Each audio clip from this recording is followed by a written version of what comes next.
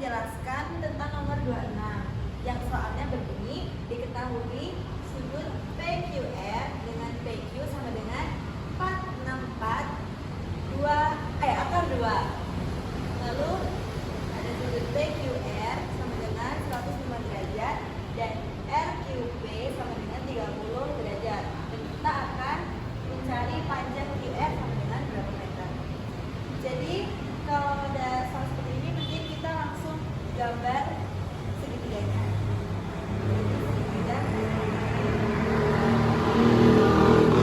Lalu di sini ada sudut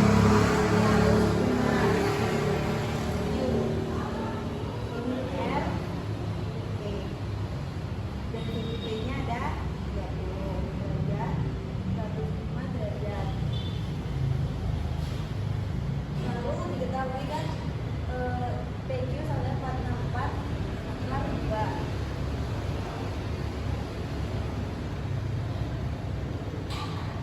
Jadi seperti ini. Dan kita akan mencari panjang dari Q dan M-nya. Caranya yaitu sudut R sama dengan 180 seluruh segitiga kan 180. Terus dikurangi 30 lalu dikurangi 105. Lalu 20 105 dengan 45. Lalu kan segitiganya seperti ini. Jadi kita menggunakan aturan sinus, yaitu UR per sin P dengan PQ sin R. Jadi langsung kita masukin gitu. Bentar.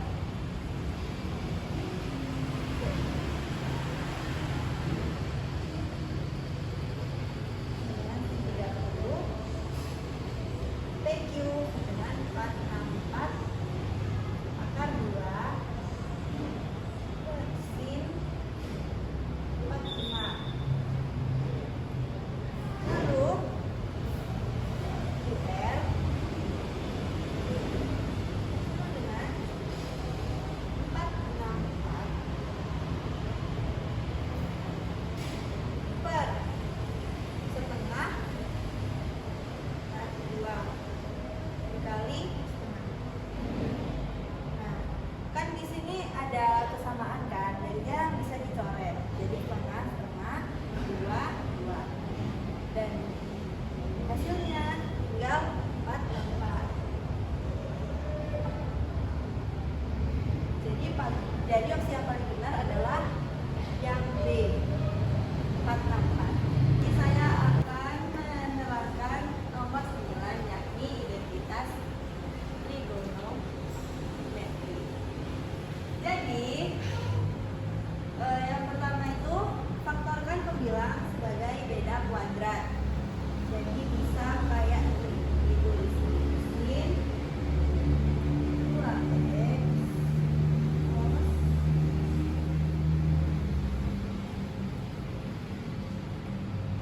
dengan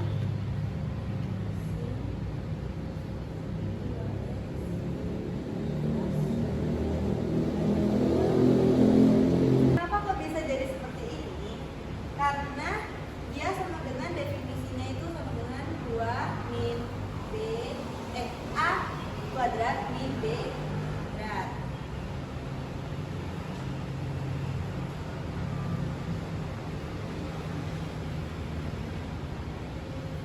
Jadi dia bisa diartikan sebagai berikut. Karena sin 2x plus cos 2x sama dengan 1, maka ini mereka diganti menjadi minus. Oke. Lalu kita akan mengubah penyebutnya. Yang pertama, ini kan tan 2 tan kuadrat guys. Tan kuadrat x min 1 sama dengan bisa diubah menjadi sin kuadrat per cos kuadrat min 1.